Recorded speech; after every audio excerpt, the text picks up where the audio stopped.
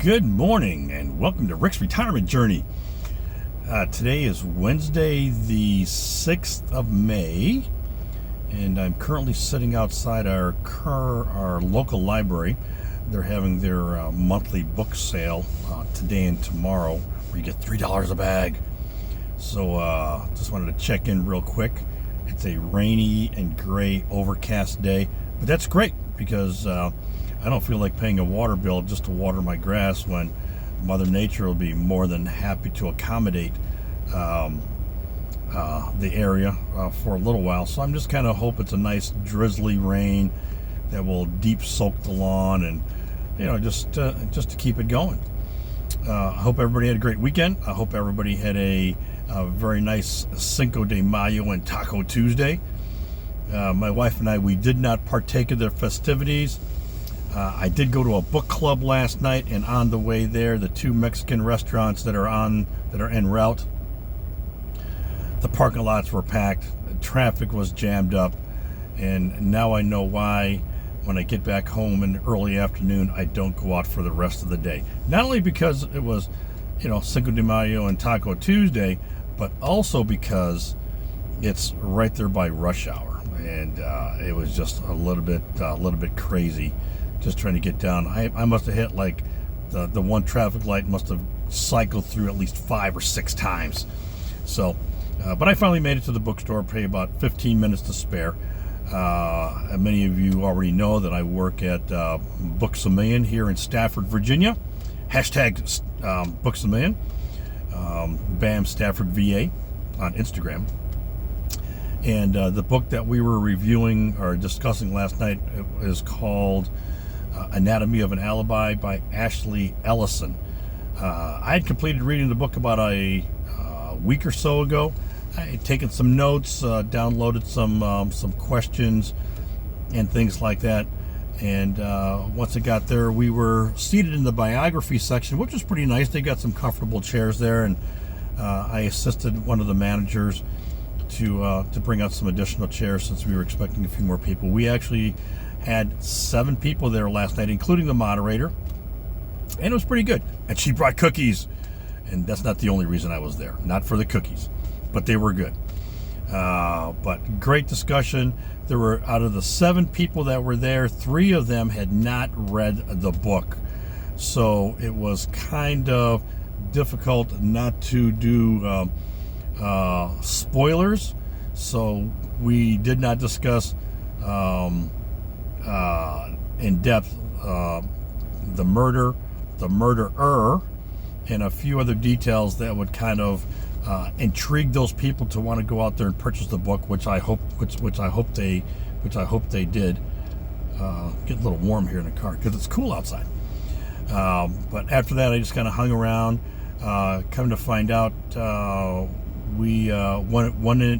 of my teammates is now a former teammate, and as of last night, another one of my teammates there at Books A Million is going to be a former teammate, but she's getting many more hours at the store where she's currently working at right now, and there's a possibility one other person may leave. But on the flip side, speaking to the assistant general manager, they've already gone ahead and hired somebody else, so that'll kind of fill the gap for at least a little while. But yeah, it was nice to go back and visit on my quote unquote day off. Since I only work there one day of the week, I have like 6 days off.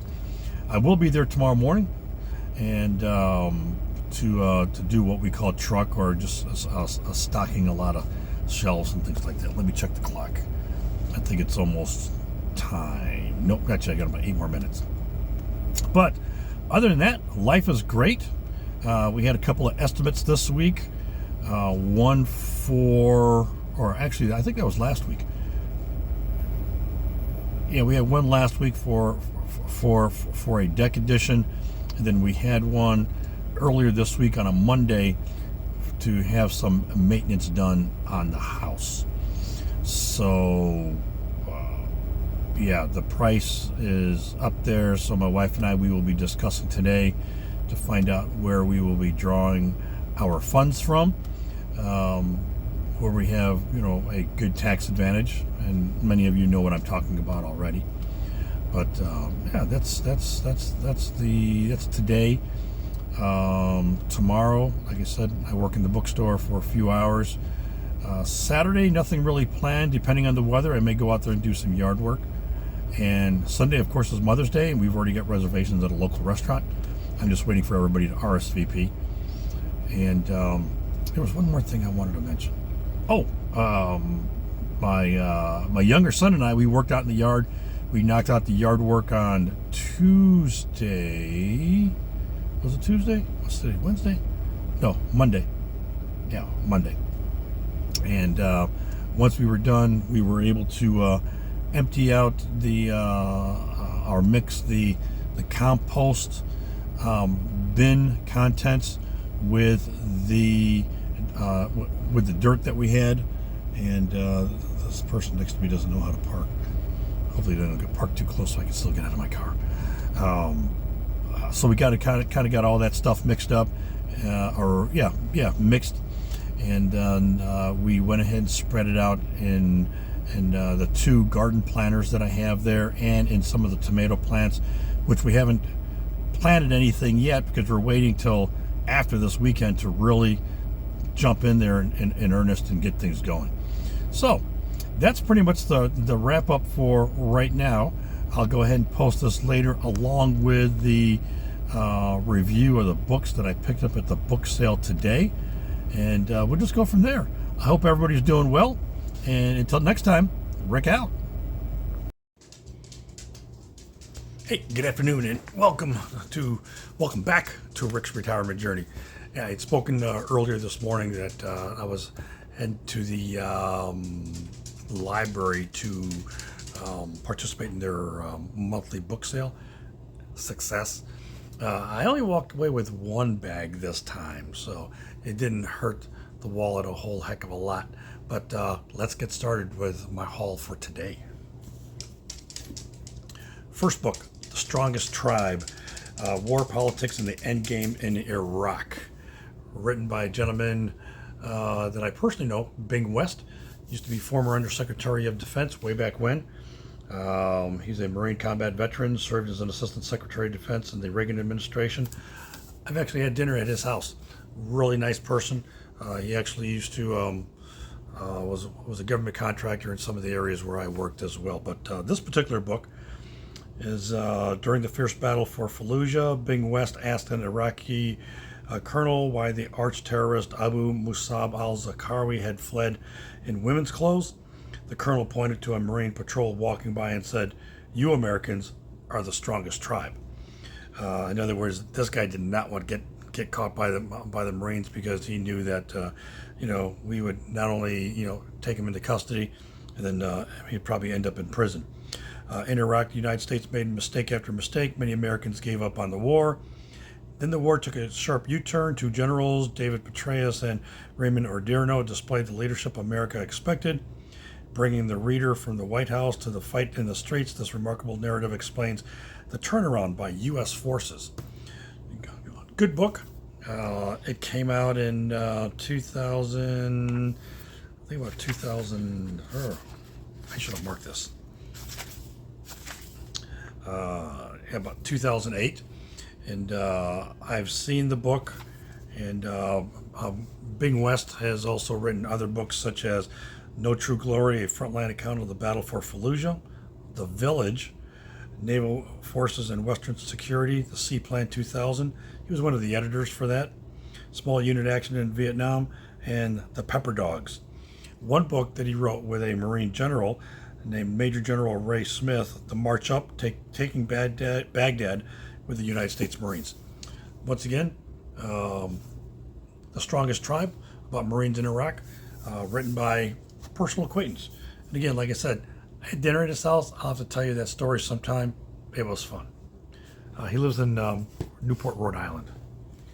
All right, next book, written by Ali A. Alawi, The Occupation of Iraq, Winning the War and Losing the Peace.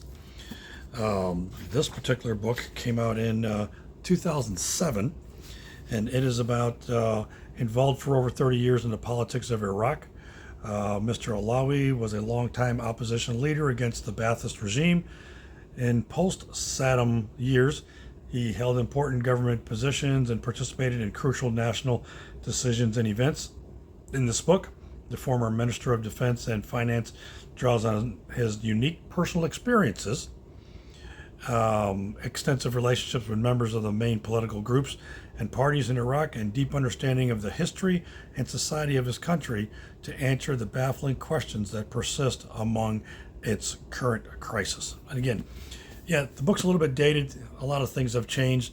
2008. So at that time, the war was still going on and things like that. But I could not pass this one up. You'll see there's a little bit of a theme here. Anything that has to do with military forces or military history or conflict and things like that, I go ahead and grab onto that. There's a lot of good information that's not always presented in the news and things like that. So you really got to get deep and get in depth in some of this stuff. Next book. Basically the same theme, American Soldier by General Tommy Franks. He was the commander-in-chief of the United States Central Command. And if you're not familiar, Central Command, if I'm not mistaken, is down in Florida. This book came out in 2004 and basically is the commander-in-chief of the United States Central Command from July 2000 through July 2003. Tommy Franks made history by leading American and coalition forces to victory in Afghanistan and Iraq, the decisive battles that launched the war on terrorism. So, another book, same general specific area, Iraq, Afghanistan, and things like that. Great picture on the back where him walking in the streets with his 4 stars on each side of his collar. I'm not sure if he's still with us or not. I should have researched that before I started talking about it. But again, one of those books that gives you a little bit more insight. I mean, you can watch the news, you can read the magazines and things like that, but if you really want to get an in-depth view as to what was actually going on over there, it's books like this that'll give you some of that insight, especially by some of the senior leaders that had to make a lot of those decisions that helped the United States move forward in situations like that. So let's go to the next one. This is a pretty interesting one, and I've seen this one before. I think I may have seen it on the shelves at our store, but I'm not really sure. It's called Ghost Wars, the secret history of the CIA, Afghanistan and bin Laden from the Soviet invasion to September 10th, 2001. If you're not familiar, the Soviet Union actually invaded Afghanistan way before we got there. This book came out in, let me see, first published right around 2004. So again, another dated book, about 22 years, almost 22 years old, but it talks about a lot of stuff. To what extent did America's best intelligence analysts grasp the rising threat of Islamic radicalism? Who tried to stop bin Laden and why did they fail? Comprehensively and for the first time, Pulitzer Prize winning journalist Steve Cole recounts the history of the covert wars in Afghanistan that fueled Islamic militancy and sowed the seeds of the September 11th attacks. Based on scrupulous research and first-hand accounts by key government intelligence and military personnel, both foreign and American, Ghost Wars details the secret history of the CIA's role in Afghanistan. So, again, more covert stuff, but it kind of, again, gives you a little bit a deeper insight. So, the first 4 books were primarily Afghanistan, Iraq, and just kind of the build up to that, during it, and in some cases a little bit afterwards. So I was already retired from the military, so I wasn't really in tune with a lot of that stuff that was going on, even though we'd see it on the news and we would hear many of the veterans coming back that they were talking about it and things like that, but never to this depth. But I'm looking forward to delving into that one here. This one's pretty interesting. It's called Sea Power: The History of Geopolitics and the World's Oceans, written by Admiral James Stavridis, United States Navy, retired. We see him on TV as a commentator from time to time. This is a pretty good book. It goes something like this. Since the time of the Greeks and the Persians clashing in the Mediterranean, sea power has determined world power to an extent that is often underappreciated and still does. No one understands this better than Admiral James Stavridis. In Sea Power, he takes us with him on a tour of the world's oceans, from the Admiral's chair, showing us how the geography of the oceans has shaped the destiny of nations, and how naval power has made the world we live in today and will shape the world we live in tomorrow. So, this particular book right here, and he's written a few others, came out in 2017. So it's only about 8-9 years old. So a lot of the stuff is still relevant today. But I'm definitely looking forward to this because it talks about, again, geopolitics, international relations, and things like that. Let's hit the next one. Stephen, I think this is by, yes, Stephen Ambrose. He also wrote the book D-Day. This book is called Undaunted Courage. Meriwether Lewis, Thomas Jefferson, and the Opening of the American West. Got a friend of mine who lives near Virginia Beach, and one of the papers that he did for his thesis was History of the Western United States. And I have it written down in one of my numerous notebooks that I need to do a little bit more reading about the western part of the United States. Whenever we read about U.S. history, a lot of it encompasses the 13 colonies, from Pennsylvania all the way down to, Georgia, Florida, Virginia, Delaware, et cetera, et cetera. But as the U.S. progressed to explore westward and move in that direction, it was people like Meriwether Lewis and James Clark, Captain James Clark, that helped explore it. And it was primarily, Thomas Jefferson said, "Hey, go out there and find us some stuff out there." So basically, in 1803, President Thomas Jefferson selected his personal secretary, Captain Meriwether Lewis, to lead a voyage up the Missouri River to the Rockies, over the mountains, down the Columbia River to the Pacific Ocean and back. Lewis was the perfect choice. He endured incredible hardships and saw incredible sights, including vast herds of buffalo and Indian tribes that had had no previous contact with the white man. He and his partner, Captain William Clark, made the first map of the Trans-Mississippi West. It provided invaluable scientific data on the flora and fauna of the Louisiana Purchase Territory and established the American claim to Oregon, Washington, and Idaho. And there's a whole bunch more there. But this is if you're interested in how the United States came about and how it was discovered, the western portion was discovered. This might be something that you may be interested in. Undaunted Courage, again by Stephen Ambrose. Let's go to the next one. I'm not going to delve too deep into this one. It's called Enemy at the Gates by William Craig. It's for the Battle of Stalingrad. I think this is what the movie may be based off of right here, but this is a little bit more true. The movie may have been a little bit more fictional history. So, Enemy at the Gates: The Battle for Stalingrad, written in 2003. This edition was published in 2003 by Barnes & Noble. It actually came out in 1973, so we're talking quite a few years ago. But it's got a pretty nice, interesting prologue. I do not have the cover that goes along with it. Let's see, Enemy at the Gates. Enemy at the Gates. Yeah, one of those right there. So I'm looking forward to reading this.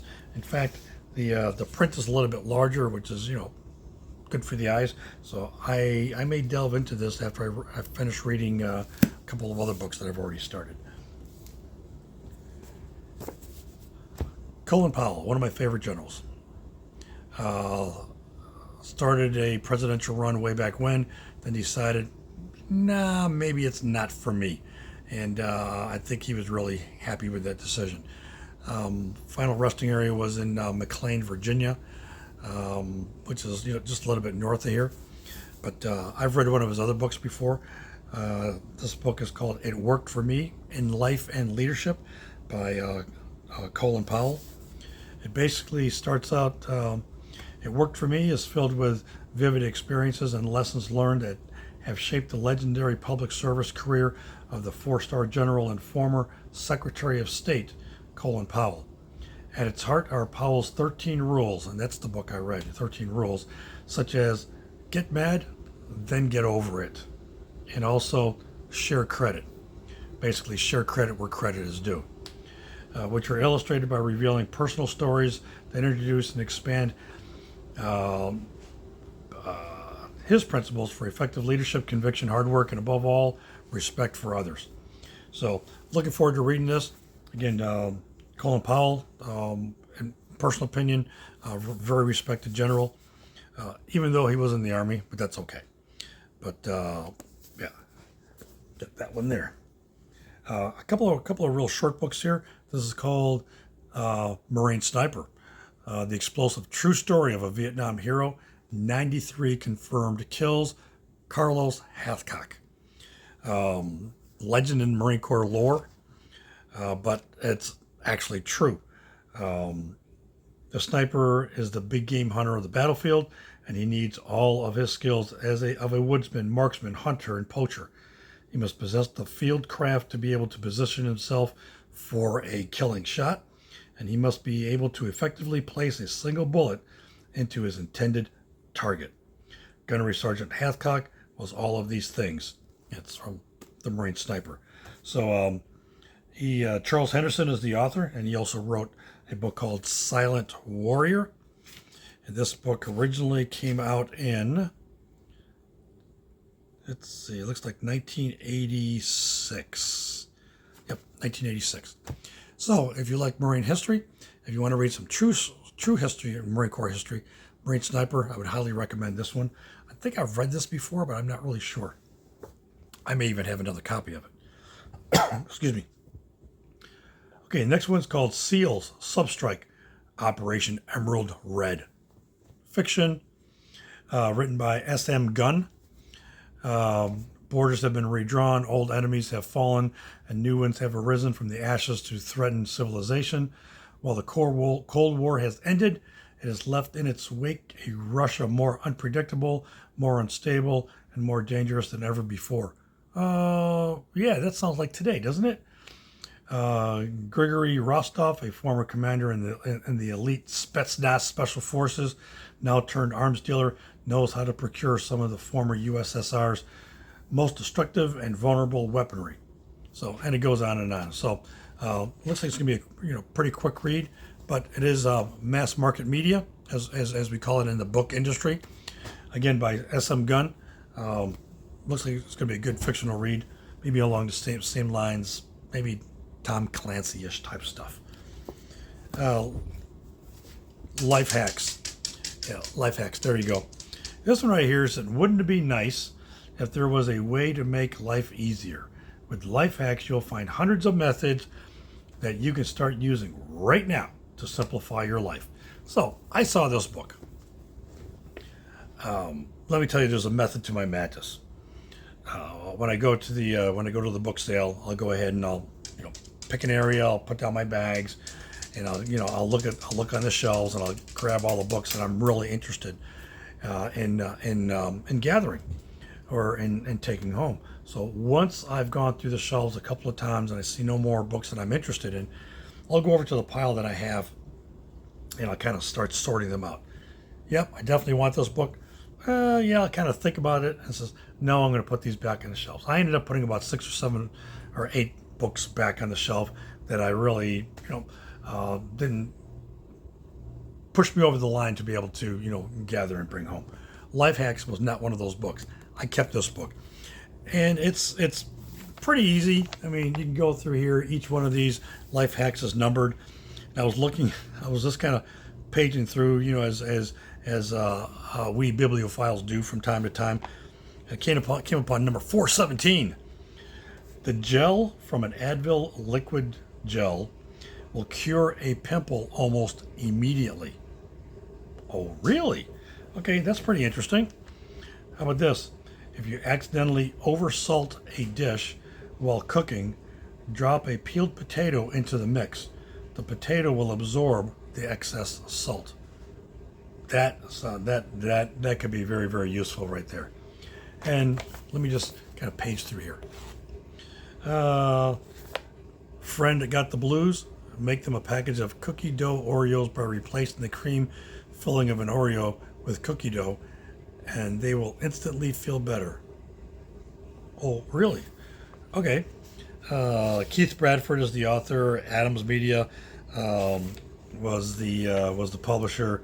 This book came out in about 2014. Got different chapters: technology, food and drink, health and fitness, cures and solutions, money savers, life tips, survival, party hacks around the house, school. About 301 pages. This will be one of those books that I don't read in one sitting. I may, when I have nothing else better to do, just kind of pick it up, look at it, say, hey, what kind of life hack can I learn today? So it's interesting, life hack. The next one I'm going to talk about, it's a book written by Tom Brokaw. It's called Boom! Voices of the 60s, Personal Reflections on the 60s and Today. This book interested me a lot because I'm a child of the 60s and 70s. Came out in 2007, Tom Brokaw. And basically, it starts out in The Greatest Generation, his landmark bestseller. Tom Brokaw eloquently evoked for the America what it meant to come of age during the Great Depressions and the Second World War. Now, in the book Boom, one of America's premier journalists gives us an epic portrait of another defining era in America as he brings to life the tumultuous 60s. A fault line in American history, the voices and stories of both famous people and ordinary citizens come together as Brokaw takes us on a remarkable journey, or memorable journey, through a remarkable time, exploring how individual lives and the national mindset were affected by a controversial era, showing how the aftershocks of the 60s continue to resound in our lives today. In the reflections of a generation, Brokaw also discovers lessons that might guide us in the years ahead. There's a little thing here, boom. 1 minute it was Ike and the man in the gray flannel suit, and the next minute it was turn on, tune in, and drop out. For those of us that kind of remember that in the 60s, yeah, that was one of the sayings then. And if you know, you know.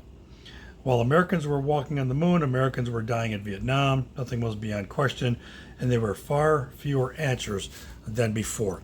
Let me turn to the table of contents and give you a broad scope of some of the people that he interviewed. Andrew Young, former ambassador, U.S. ambassador. Let's go with Senator James Webb, Representative John Lewis, Nora Ephron, Judy Collins. Let me see. Oh, President Clinton, George McGovern, Karl Rove, and Vice President Dick Cheney, Warren Beatty, Jane Pauley, General Colin Powell. Hey, his name comes up again. And Sam Brown, Senator Chuck Hagel, Jack Weinberg, Captain Jim Lovell, Apollo 13 fame. Just to name a few. Oh, Tommy Smothers from the Smothers Brothers. So just to name a few. Definitely looking forward to reading this book by Tom Brokaw, Boom, because I like history. I like U.S. history also, and this is more of a culture type thing. So the last book that I got, and this video is going a little long, I do apologize for that, is called Immigrants, the New America. This book right here is a Time Life book. My apologies, there we go. Time Life book. In fact, when I saw this book, I immediately grabbed it. This is a poem by Emma Lazarus, The New Colossus. I'm not going to read the whole thing. I'm just going to read maybe a few lines. Not like the brazen giant of Greek fame, with conquering limbs astride from land to land. Here at our sea-washed sunset gates shall stand a mighty woman with a torch in hand, whose flame is the imprisoned lightning of her name, Mother of Exiles. So, and it goes on from there. But later on, with silent lips, give me your tired, your poor, your huddled masses yearning to breathe free. The wretched refuse of your teeming shore, send these, the homeless, tempest lost to me. I lift my lamp beside the golden door. Beautiful, and I skipped a portion in the middle. I like this book, and I'm going to turn to some pages here, and about some immigrants that came to the United States that are pretty famous. By the way, this is not a political commentary or anything like that. I'll do some names that some people might be familiar with. Here we go. Let me see. Igor Sikorsky. So he was a first name in helicopters. That's a Greek name that is just a little long to say. Carl and Gertie Corey, they were breakthrough biochemists, and they were from Prague. Arno Penzias, Sounds from the Dawn of Time. He is the low temperature microwave radiation coming from every direction in space, which are just from every direction here in the U.S. There were some other ones. Mikhail Baryshnikov, famous balletist. Balletist, is that what they say? Or he danced ballet. Irving Berlin, Mr. American Music. Then there's Yo-Yo Ma, the cellist of genius. Carlos Santana, love his music, love his groups. Master of musical fusion. If you have not listened to Carlos Santana, ask somebody about it. We've been to his concerts, great show, great music. You'll feel it in your soul. And then we can't forget about Gloria Estefan, who was from Cuba. Henry Kissinger, who came from Germany, former Secretary of State, Nixon administration.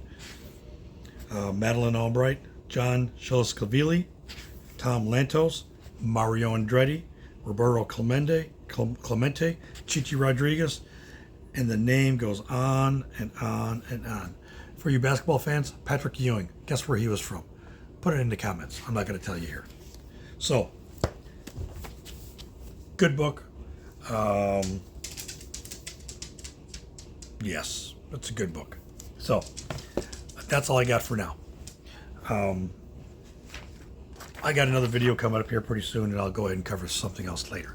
But you know that I do like to read. I am reading a couple of books right now. I'm almost done with Project Hail Mary and Metal Slinger, I think it is. And it took a backlog to another book I was reading for a book club that I attended yesterday. It was called Anatomy of an Alibi by Ashley Ellison. If you have not read it, I would highly recommend you pick up a copy. It's an excellent read, excellent plot. The way she puts together the book is done very well. I don't want to say it's a quick read. It might take you a few hours if you just go from chapter to chapter to chapter to chapter. But overall, really good. We had a book club last night. Nice turnout. We had cookies, and but it was good. Great twist at the end, and the reading continues. So I got my new stack of books right here, and I still got the old stack that I'm still slowly also working through. There's a couple of books there that I'll just kind of page through, maybe take a few notes here and there, and go on from there. But that is my haul for the month of May. I did pick up a book the other day by General McCraven. He's the guy who wrote the book Make Your Bed. And if you don't know what that's about, look that one up too. I'm not going to tell you about the whole stuff. But hey, that's all I got for now. I hope everybody's doing well. I did visit Sally D's Reality a little bit this morning, along with I think it's Dobie And I tried to jump into I wanted to jump into the live done by Buzz's Retirement Garage, but I wasn't able to get to it today because other things kept on coming up. And if you get an opportunity, visit Steve's Retirement Corner. That's a good one too. There's a few others. I promise one of these days I will go ahead and list the YouTube channels that I do watch, and maybe if I just cover 5 of them at a time or something like that, I'll go ahead and do that. But thank you for your patience. Thank you for your time. Thanks for watching. Please comment, share, subscribe, and comment. There you go. And we'll see you next time. I'm going to get ready to do another video here pretty soon, but that's not going to take that long. But hey, until next time. Oh, by the way, great rain today. Watered the lawn. The garden goes in this weekend. Mother's Day weekend. Don't put it in before. Excuse me. So I've got some seeds, got some seedlings, and get ready to do it. So hey, thanks again for watching, and until next time, Rick out.